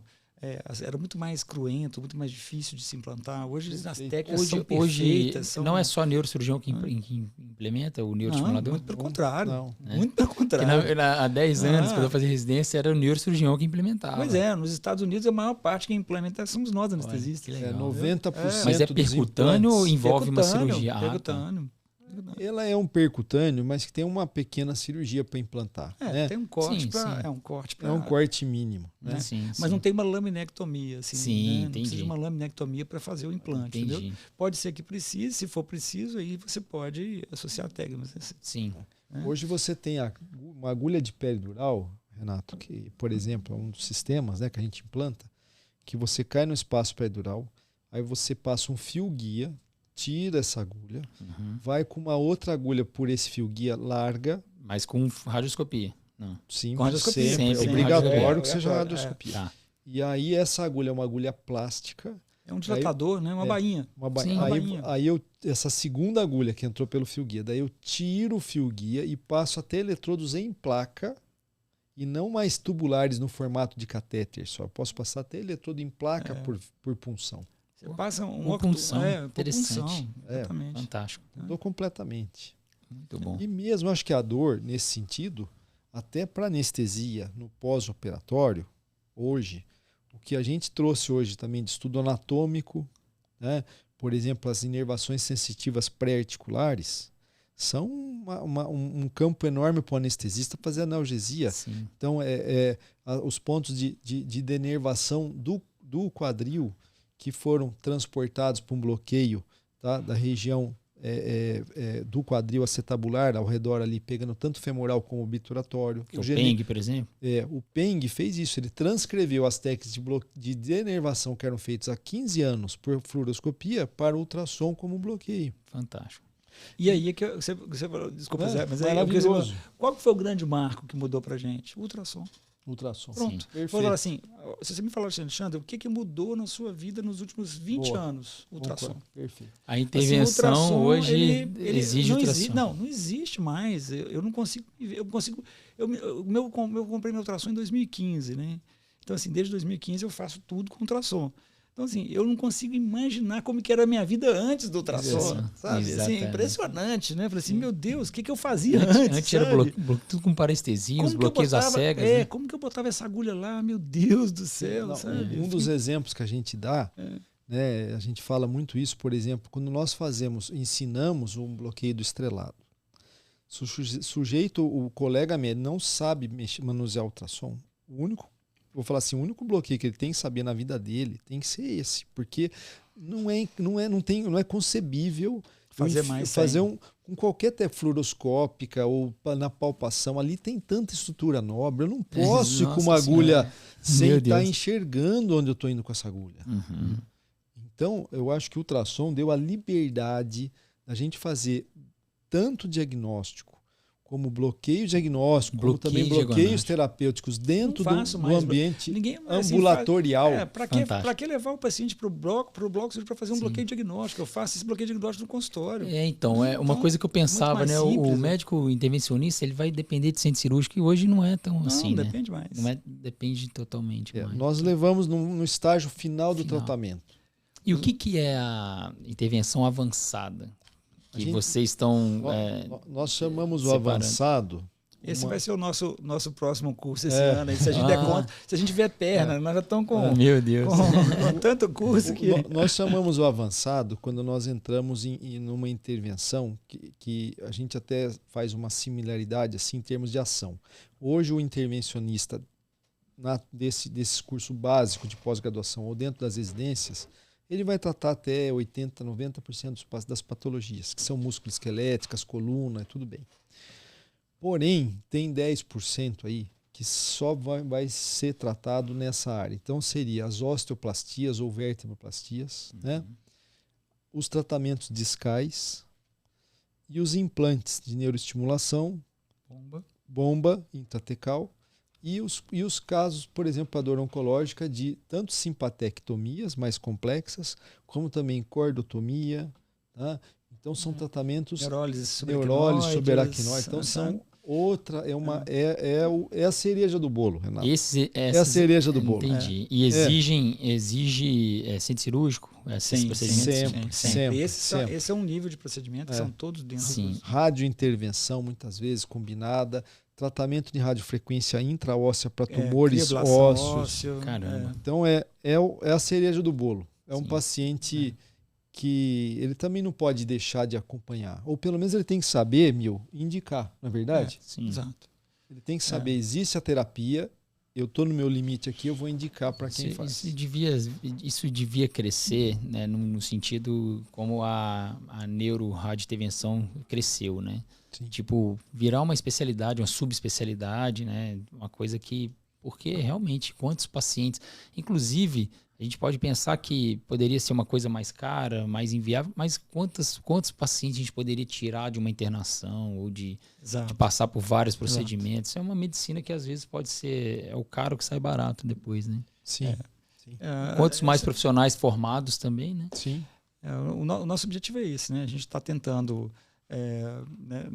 para esse curso de intervenção avançada, por exemplo, ele tem que ter já passado por um curso, né, que não precisa ser com a gente, tem que ter uma formação básica de intervenção, porque não dá para eu poder sair explicando para ele qual que é o acesso para o disco, sendo que eu vou trabalhar dentro do disco, né? Então, assim, ele já tem que saber isso para eu poder saber como que nós vamos trabalhar, quais são as técnicas que nós vamos usar dentro do disco. Fantástico. Então, mas assim, esse grupo específico de pacientes são pacientes que eles têm como você falou, né? São pacientes um pouco mais caros para o sistema de saúde de uma forma geral, mas são pacientes que estão dentro de uma busca contínua de assistência. De tratamento, sim. Sabe? Custa muito, né? Custa muito. Então, são pacientes que, quando mantidos dentro desse sistema de busca, eles ficam muito mais caros. É isso que a gente tenta mostrar para os planos de saúde, né? Perfeito. Mostrar para eles que resolver o caso desse paciente especificamente, nesse momento pode ser mais caro, mas já tem inúmeros trabalhos americanos mostrando isso, né? Que eles têm tudo muito bem quantificado, né, documentado, eles mostram que a longo prazo, em 5 anos, esse paciente se torna barato. Perfeito. Por exemplo, vou dar um exemplo que eu chamo o mil dos 300. Sabe aquele negócio do Leônidas? Só vem bucha na mão do mil. Não sei de onde vem. Ele deve... surge esses casos, assim. E a gente estava lá em Brasília, ele dizia, Luiz, vem ver um paciente. Ele já sabia, ele queria me mostrar, estava lá. Aquele paciente lá, seu, né, nosso lá, que estava urrando de dor. Um tumor osteoblasta, um tumor mais duro que o osso, que fechou o canal medular do paciente. Meu Deus. E ele estava, acho que há 3, 4 meses internado. Nenhum colega de nenhuma área entendeu que deveria fazer nada. E o paciente era um paciente terminal. Só que ele está há 3 meses internado. Qual que é o custo disso? Para você pensar. Aí ele tinha tido uma fratura de coluna e ele desabou em cima do forame e fechou o forame. Fechou o canal. Ele fechou o forame. Ele estava com uma compressão foraminal de L2. Ele ficava com a perna dobrada, assim. Ele não conseguia esticar a perna deitado. Uma dor radicular. Uma dor radicular absurda. Mas era o canal e forame. Era o canal e forame. Aí o Mil olhava assim para mim, já sabia, né? Eu falei assim, o que nós vamos fazer, Mil? Ele falou assim, não, o que você acha? Eu falei, então vamos. Pusemos na mesa. Entramos com um canal de trabalho de uma endoscopia, tá? E nós começamos a drilar o osso, porque o tumor era um tumor ósseo. Então, nós quebramos uma broca, 2, 3, 4, 5, 6, porque não tinha medular, o osso era só cortical, era um osso mais duro que uma pedra. Quando quebrou a 6ª broca, porque além de quebrar, você tem que ir lá e catar o fragmento que quebrou, dar um outro trabalho. E nós dois suando, assim, frio, aquele negócio ali. Aí eu falei assim pro Mil, formão. O instrumentador na sala, não, eu não tenho formão, esse aqui tem sim, que eu já vi. Foi lá na caixa, pegou um formão. Esse aqui segurava em cima do tumor. Que seria um formão? Formão é um ferro que você vai martelar. Formão de marceneiro. De marceneiro. Longo, imagina longo assim, então, grandão. Enquanto um segurava, o outro martelava. Em cima da medula e em cima coragem para segurar o negócio. A gente conseguiu tirar quebramos um formão. Quebrou um formão. Um formão quebrou. Aí nós conseguimos fragmentar o tumor. Tiramos os fragmentos ósseos. Descomprimiu no Tem filmado isso, tá? Caramba. No outro dia, esse aqui entra no quarto do paciente, o paciente com a perna esticada, trocar de roupa e ir embora. Deu alta no outro dia. Foi uns 2 dias depois, porque 2 dias dia depois, eu tirei a morfina, estava com morfina contínua. Meu Deus. No dia seguinte eu tirei a morfina contínua dele e demos alta no outro dia. Então, é uma coisa, além de tudo, além do custo, é desumano você deixar o paciente assim. Não, desumano. Tem o que fazer. Então, é uma coisa assim, lógico que provavelmente já faleceu, né, meu? Um paciente terminal. Um paciente terminal. Porém, é um paciente terminal que você não vai investir. Hoje tem uma coisa que a gente fala, mesmo para esse paciente, Renato. É morte com dignidade, né? Sim. Isso, tem que dar dignidade para a morte do indivíduo, né? Assim, nós não estamos aqui pensando em que ele não vá morrer. Sim. Né? Nós estamos aqui pensando que ele vai morrer com alguma dignidade. Renato, tem uma máxima nossa que a gente, um olha para o outro, a gente sempre pensa a mesma coisa, que felizmente é o seguinte, não é aceitável, mesmo que o paciente tenha mais um mês de vida, ele não ter um convívio com o familiar durante esse mês, ele virar para você e falar assim, como médico, falar assim, olha, por favor, me instala uma sedação, alguma coisa que eu não aguento mais viver com essa dor. Você não pode deixar isso acontecer. Nem que seja aí 1 semana, 1 mês, 2 meses, 3 meses, nós temos que tirar a dor desse paciente, nós temos arma para fazer isso. Eu falo isso, nós temos armas para fazer isso. Um paciente com uma dor intensa dentro de um hospital é inadmissível por várias horas. Assim. Inadmissível. Isso a gente tem recurso, né? Pelo menos nos grandes hospitais, né? Nós temos até num hospital mais limitado. Sabe o que eu acho, Zé? É que isso aí eu já discuti isso muito nas redes sociais, que é o seguinte, primeiro, né, algumas pessoas ainda acham que é normal ter dor. Sim. Que a dor é normal. Não, mas você está com um tumor aí na coluna, não quer ter dor, né? Que amputou a perna. Não quero ter dor. Não, é normal. Mas isso é uma coisa frequente com a enfermagem, com alguns médicos também, né? Não, você operou. O cara operou. Exatamente. Mas eu te operei, você não quer sentir dor? Exatamente. Como assim? Isso não existe. E outra coisa é assim, falta também, né, o próprio médico reconhecer a sua limitação e chamar um especialista. Sim.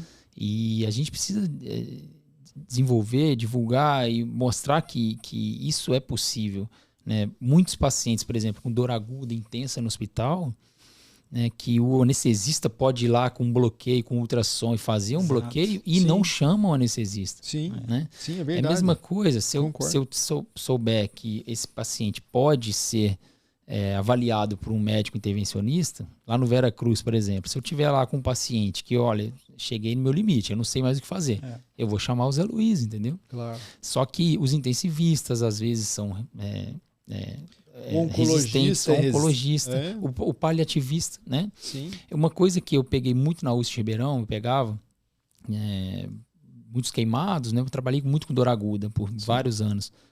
E chegava no hospital pacientes com anemia falciforme. Aquela dor falcêmica aguda, horrível, que não resolve com morfina, que já são tolerantes à morfina. E quando alguém falava, pô, vamos chamar lá o Renato para ele dar uma olhada. Eu chegava e fazia bloqueio com ultrassom periférico. E o paciente, muitos pacientes não iam nem para tubo, porque a grande maioria desses pacientes vão para o tubo porque ou ficam intoxicados por opioide ou porque ninguém resolve a dor do paciente. Sim. E aí, discutindo isso também, muitos pacientes falcêmicos começaram a me mandar mensagem para mim, Renato, eu já perdi vários colegas que foram para o tubo e ninguém depois consegue estubar esse paciente. Então, por quê? Porque a gente precisa melhorar essa cultura, né? Até mesmo dentro do hospital. Você citou especificamente terapia intensiva. Eu te cito um caso, por exemplo, que a gente vai vivendo, caso de tudo, né? Me chamam na UTI para ajudar a sedar um paciente, que o paciente não sedava com nada. Aí eu falei, o que é? Não, ele está lá entubado, lá com um acidente hipotrópico, o cara com a perna toda necrosada e tal, não sei o quê. Eu falei assim, mas peraí, qual que é o problema aqui desse negócio? Não, isso é dor, pô. Precisa sedar profundo? Não, fui lá, falei, peraí, vou lá. Fui lá, fiz um catéter. Passei um catéter no paciente, tunelizei o catéter, botei do lado, botei a bobinha com morfina, com lidocaína. Perfeito. 2 dias depois o cara estava estubado, fazia curativo com a perninha dele, tranquilo lá. Exatamente. Entendeu? Mais uma vez, otimizou, economizou. Sim, alta precoce. Eu tenho esse caso documentado, inclusive. O cara com a perna lá, ficou lá com a perna ferida, aberta, um tempão. E na hora de fazer o curativo dele, fazia lá 5 ml de lidocaína no catéter dele. Sim. Ele ficava com a infusãozinha dele, botava 5 ml no catéter, ele ficava com uma pérezinha instalada. Perfeito. E fazia o curativo Falta dele essa tranquilo. Cultura, né?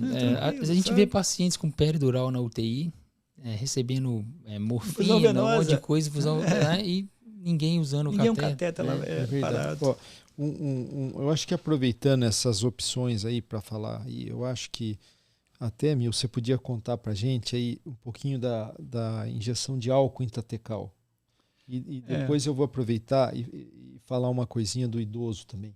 Tá, legal. Porque eu acho que é um assunto interessante. Porque você vê que não precisa ter grande tecnologia. Não, tem coisas assim, olha que interessante. Muito interessante. Assim, por exemplo, você estava falando a questão da morte, nós estamos falando da questão da morte aqui do paciente e tal. Não tem estudos mostrando já que no Canadá, nos Estados Unidos, que nas clínicas daquelas clínicas de final de vida, né, onde a pessoa chega, ela vai chegar lá nos cuidados paliativos, ele chega lá com tudo quanto é doença, renal, cardíaca e tal. Quem é que pede eutanásia? É o paciente. O paciente com dor. É o paciente que pede. Com dor. Os pacientes que pedem a eutanásia são os que têm dor. Sim. Os pacientes renais, cardíacos, eles não pedem eutanásia, entendeu?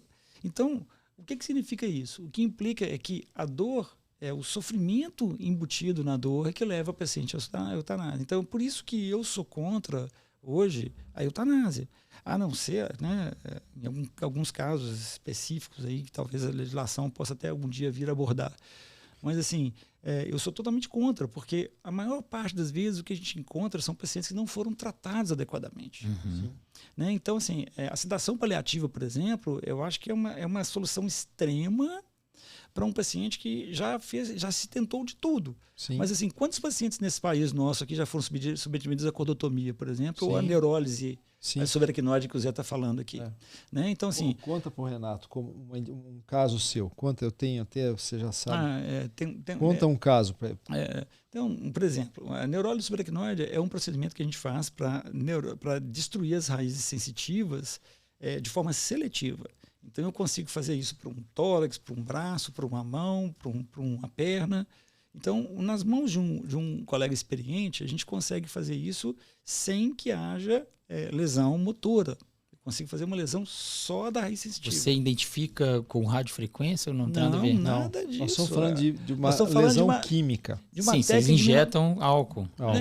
No caso, eu prefiro... Pode ser álcool ou fenol, mas eu prefiro fenol. Fenol é melhor. Ele, por ser mais pesado, ele deposita e tal. Então, mas é uma técnica, pra você ter uma noção, da década de 70. Entende? Não é coisa nova. E sabe o que eu preciso para fazer isso? Uma agulha de hack e uma ampola de fenol. Caramba. E conhecimento técnico para fazer. Claro. Então, assim, claro que a consequência pode ser algum déficit, mas um paciente terminal. Terminal, que é isso? E que ele está nesse estado de dor, você Poxa vida. tem toda a justificativa para fazer. Sim. Então, são procedimentos que eles são muito eficazes na mão de pessoas, né, que têm um treinamento para isso, obviamente. Tal. Então, o Zé está falando aí, por exemplo, um paciente nosso com tumor de Pancoast. O paciente estava O que acontece na nossa realidade, todos os nossos colegas sabem disso, o paciente oncológico ele fica sendo medicado até o momento que nenhum oncologista, nenhum clínico, ninguém quer ver mais o paciente, ele vai e chama a gente. Então, nisso, ele já está lá um tempão internado, já chega lá... Com vários efeitos colaterais de medicamentos. Contudo, ele já está com fentanil e morfina, tudo contínuo na veia, e nada melhora esse paciente. E foi exatamente a situação. Um tumor de Pancoast e o paciente com dor extrema. Chegamos lá, eu e o Zé, fomos avaliar o caso e tal, o paciente com muita dor, braço, tórax. Aí eu falei, bom, então vamos tentar aqui, fizemos um catéter no eretor da espinha, uma coisa rápida para poder proporcionar uma analgesia enquanto a gente pensava numa solução e até para discutir com a família, discutir com o paciente, os efeitos e tal. Resumindo, fomos colocando esse paciente numa neurólise subaracnoide, fizemos a neurólise com 3 agulhas, né? A gente faz 3 punções subaracnoides de cervical a torácica no espaço e colocamos na posição adequada, injetamos uma dose, tem toda uma técnica adequada. Esse paciente saiu sem dor nenhuma, zero. No momento, ele ficou com uma analgesia total do tórax. Você podia cortar o tórax dele, ele não sentia dor, certo? No dia seguinte, o paciente gritando de dor. Me ligaram, desesperado, lá que o paciente estava gritando de dor. Eu falei, não tem cabimento. Né? Eu falei com você, cara, ele estava totalmente analgesiado, não tem jeito. E fenol. Lesou, não tem jeito, com dor. Aí a médica que me ligou, falou assim, me faz um favor. Vai lá e coloca uma agulha no tórax desse paciente e vê se ele tem sensibilidade dolorosa de um lado e do outro. Ela foi lá, puxa a agulha de um lado, a agulha do outro. Me ligou, Alexandre, ele não tem dor nenhuma do lado do tórax. Falei, bom, então isso é hiperalgesia per opioide. Suspende a morfina e faz metadona. Olha que caso. No dia seguinte, o cara estava sem dor nenhuma. Entendeu? Ele estava com infusão contínua de morfina, entendeu? Fentanil, morfina. Que é um fenômeno muito frequente na UTI. E a gente, às vezes, naquele caso específico, provavelmente eu nem sei qual que era o comportamento dele, mas o diagnóstico foi feito depois que a gente fez a neurólise. Entendi. Você vê como a dor casa com a nossa... Casa muito. Casa muito. O que eu ia falar do idoso... Parabéns. Eu queria falar do idoso, uma coisa que eu acho assim... Eu acho imprescindível a gente aproveitar esse momento que você está nos dando aqui de falar da dor. O idoso ele tem muito comumente estenose do canal medular. Então eu queria abrir um parênteses sobre essa patologia especificamente. É o paciente que anda às vezes mais fletido para frente, ele anda curvado para frente. Ele faz isso para abrir 20% do espaço peridural e do canal dele, porque ele faz essa abertura, fazendo essa flexão. E o paciente tem dor, mas a dor é quando ele anda pequenas distâncias. Então, é uma estenose muito importante. Uma estenose com clínica, e isso significa isquemia de raiz. Ele vai ficar sequelado, de alguma maneira. Não é que ele vai deixar de andar. O colega, às vezes, para pôr medo na família, se não operar, você vai deixar de andar. E o paciente, qualquer pessoa hoje foge de cirurgia de coluna. É muito comum. Existe um pânico de cirurgia de coluna. E nós temos técnicas minimamente invasivas, como a endoscopia, que você viu, é uma delas. Temos opções, sim, de descomprimir o canal. O que eu quero alertar? Na verdade, é a necessidade. Esse paciente precisa, ele precisa ser descomprimido. Aí volta até aquela colocação da fábrica dos bloqueios. O colega que pega e fica fazendo bloqueio. Cada 2 meses, 1 mês, aí vai curtindo, daqui a pouco está cada 15 dias fazendo bloqueio nesse paciente. A injeção de um líquido em volume dentro do espaço peridural, onde já não cabe o nervo, você pode isquemiar mais. Então é contraindicado ficar fazendo esse bloqueio. Então a gente chama a atenção os colegas a ficar atento. É osso fechando um nervo. É um uma massa óssea fechando o canal medular, onde tem o saco dural. Então, a indicação de descompressão e a possibilidade de fazê-lo sem grandes cirurgias. Aquela cirurgia grande de 3, 4, 5 horas, sangrando, pondo placa, parafuso, nós temos opções para evitar essa cirurgia, de tirar e pôr esse paciente. Nós, na dor, aprendemos a valorizar o idoso. O idoso pode sim ter vida, ele pode ter uma vida boa, uma vida social, fazer atividades recreativas que tem inúmeras opções hoje. Nós temos que ajudar esse idoso, tem que ser investido nele. Quantos pacientes a gente descomprimiu, e junto ainda colocamos neuroestimulador por dor residual neuropática que sobrou nesse paciente depois, e o paciente faz de tudo. O paciente dança, o paciente vai visitar os netos, então o paciente cuida de gado do terreno, vai viajar, cuida de gado no pasto. No pasto. Sensacional. Tá? Então, tem um que ele corta a bananeira e tira os cachos de bananeira nas costas. O cara, dentro da limitação da vida dele, ele tem vida. Então, o idoso merece investimento e não está sendo bem, e a indicação está errada ficar fazendo esse bloqueio nesse paciente também. É outro caso muito sério. E eu gosto muito de chamar a atenção porque é uma coisa muito comum. Nós estimamos aí perto de 400 mil idosos por ano com diagnóstico de estenose do canal que estão sendo maltratados. É muito. Isso. Ou sem tratamento ou tratando de forma errada. Exatamente. Então é um número muito grande. Nós temos aí que valorizar o idoso. O idoso merece ser investido. Né? Sim. É uma coisa bacana isso para falar. Legal. Às vezes os colegas entendem que a limitação da idade, né, ela pode ser... Quer dizer, a idade pode ser uma limitação para o tratamento. Então, você pega um paciente de 80 anos com múltiplos níveis na coluna, por exemplo, com estenose, e aí, não tem o que fazer. Aí o velhinho não anda, ele não levanta. E aí aumenta a mortalidade. Exatamente. Exatamente. Então, a gente aplica técnicas, né, como a endoscopia, associada aí a microdescompressões que a gente faz, né, com o uso de pequenos espaçadores interespinhosos, que a gente consegue ganhar esse espaço que o Zé falou, e com isso a gente consegue com um mínimo, um sangramento perto de zero, tempo cirúrgico muito curto, a gente consegue fazer um procedimento que deixa o paciente muito confortável para poder reassumir a vida dele.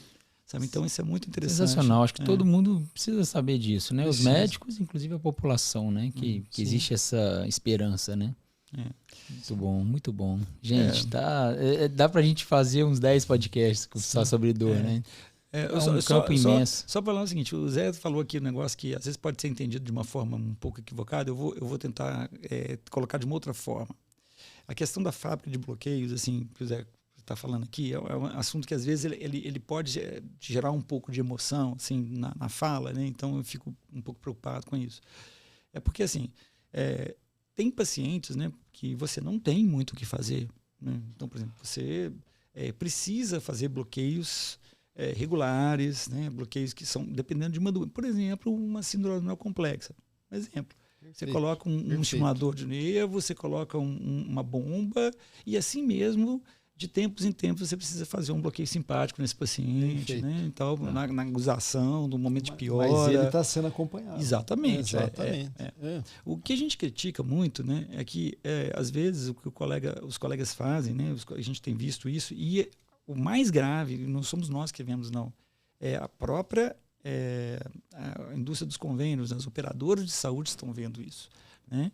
São colegas que, simultaneamente, eles vão, de forma contínua, fazendo bloqueios naquele paciente que são ou pouco eficazes, ou bloqueios que não resolvem a patologia, ou que, de uma forma, às vezes, até intencional.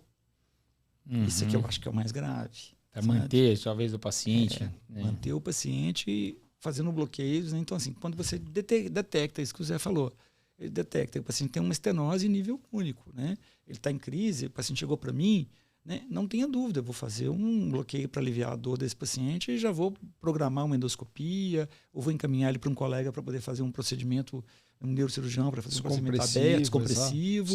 Né? Então, assim, pronto. Então, esse paciente está sendo tratado da forma que deveria. Né? Se esse paciente, por exemplo, não tem condição clínica nenhuma de fazer o procedimento, né? Não tenho nenhuma condição de fazer o procedimento. Bom, então a gente tem que discutir isso com a família, discutir isso com os colegas. Assim mesmo eu peço a avaliação de um colega neurocirurgião para corroborar essa não indicação do procedimento, né? E se em algum momento eu for questionado, porque eu já fiz um segundo, um terceiro bloqueio nesse paciente, eu tenho todo um embasamento para poder justificar a minha postura.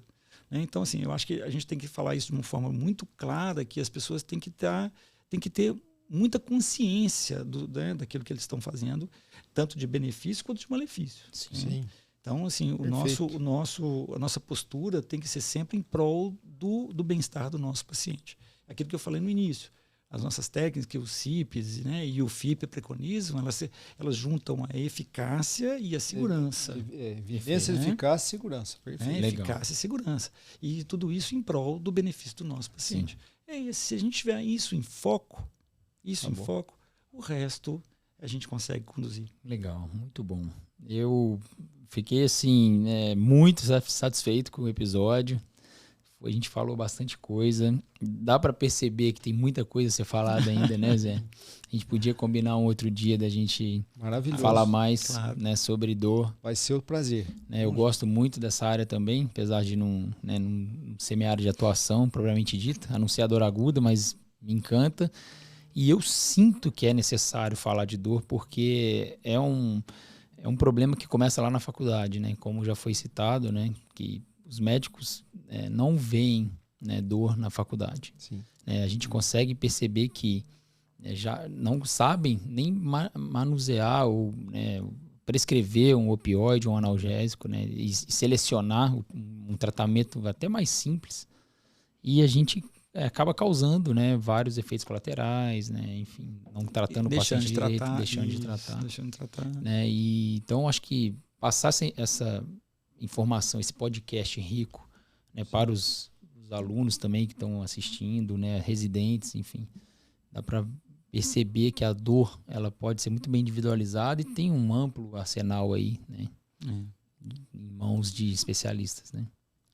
É só buscar esse conhecimento. Sim. Né? Ele está livre aí, né? O conhecimento está livre. E eu acho que isso foi um grande benefício da internet, né? Sim. Ele simplesmente democratizou esse conhecimento, né? E parabéns para os dois que estão perpetuando aí conhecimento da dor, né? É igual foi falado também no início, né? O conhecimento é para ser compartilhado. Sim. A gente não leva o conhecimento para o caixão, né? Então... O Renato, e também aproveitando aí, agradecer mais uma vez, porque essa abertura, como a gente está dizendo aqui, que a dor ela é não bem tratada no sentido geral, no sentido assim, até um chavão que a gente sempre fala, mas você dando essa abertura, esse tipo de iniciativa, nos permitindo passar um pouco da vida do médico de dor, não só o conhecimento técnico, mas da onde a gente atua, como a gente faz, o convívio com todo esse sistema de saúde que a gente tem hoje, é uma oportunidade para nós e para a sociedade de um conhecimento mútuo dos dois lados, né? Tem muitos colegas que você falou, mesmo médicos que não têm ainda um conhecimento exato de como a gente trabalha, pacientes aí que com certeza estão às vezes precisando de um atendimento e não têm ainda uma noção de onde procurar. Então eu agradeço demais a oportunidade. Nós Eu que agradeço. Nós ficamos muito contentes, foi um prazer muito grande e fica à vontade aqui. Se um dia quiser bater mais papo, nós temos bastante coisa para te contar. Estão convidados já. Né? E agradecer a Sobramídia aí também, né? Sim. Que está sendo representada por vocês, muito bem representados. Também estou à disposição aí também para, sei lá, talvez divulgar mais o trabalho de vocês da Sobramídia, né? Incentivar novos, né, associados, enfim, porque eu acho que... Temos o nosso congresso aí, então. Já vou Isso, fazer pode falar. O marketing do congresso aí. Pode falar. Vamos lá. Vamos para o pessoal aí que está interessado aí em dor, né, e medicina da dor, não a medicina intervencionista da dor.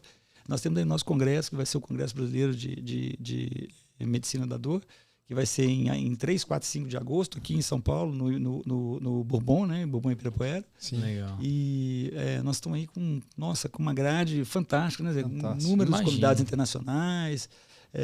E vai estar assim, uma grade bem bem compostas, bem vastas. A gente vai ter desde fenômeno, né, de aulas sobre medicina intervencionista até da aula mais básica. A gente vai ter workshop de onda de choque, termografia, ultrassom, então tem ultrassom, perfeito, sabe? tudo. Então tem muita coisa lá que vai ser super legal. É o maior evento de dor do país, seguramente. Né? É o maior congresso de dor. E nós conseguimos todo ano, ele é bianual, mas nós conseguimos toda vez aí reunir os expoentes do mundo inteiro. Nossa, então esse ano nós temos aí pelo menos aí 20 palestrantes internacionais e mais os nomes nacionais aí. Que legal. E o site, tem site da Sobramid? Tem. No site da Sobramid já está lá, já tem um link lá. No site da Sobramid, acho que já tem também um link direto. Tem né? um link direto, mas lá no site da Sobramid o pessoal já pega já consegue, direto. Né? Já pega direto então, tá bom. uma entrada. Eu vou deixar o site aqui na descrição também do Legal, episódio. bacana. Então tá. Perfeito. Muito agradeço obrigado. mais uma vez, Renato. Obrigado demais, pessoal. Valeu, tá? Agradeço também aí a audiência, quem está escutando ou assistindo no YouTube, tá? E se tiverem alguma dúvida também, pode deixar nos comentários. Não esqueçam de dar 5 estrelinhas lá no Spotify para o Mundo Anestesia, seguir o Mundo Anestesia no Spotify ou no Cashbox, no Deezer, enfim, outras plataformas, e também dar um like no YouTube, no Sacada de Anestesia, onde também vai ser vinculado esse episódio. Não, eu ia falar que nós temos um canal no YouTube pela Sobramid, que é o Pen Wine. Para quem gosta de vinho, que legal. Nós falamos toda a última segunda do mês. Nessa próxima vai ser o episódio de catéter intratecal implantável, sistemas implantáveis. Bomba de morfina. Bomba de morfina. E nós fazemos aí o palestrante falar 15 minutos de vinho e depois 30, 40 minutos no tema e mais 30 minutos de discussão. Que legal, muito então, bom. Muito interessante. Uma hora e meia de discussão. Tem wine. É um canal gratuito também. Vou seguir muito lá. Muito legal. Muito bom. Isso bem. Tá jóia. Obrigado mais uma vez, então, Obrigado. pessoal. Muito Valeu obrigado. demais. Um abraço, pessoal. Um abraço. Até logo. Obrigado.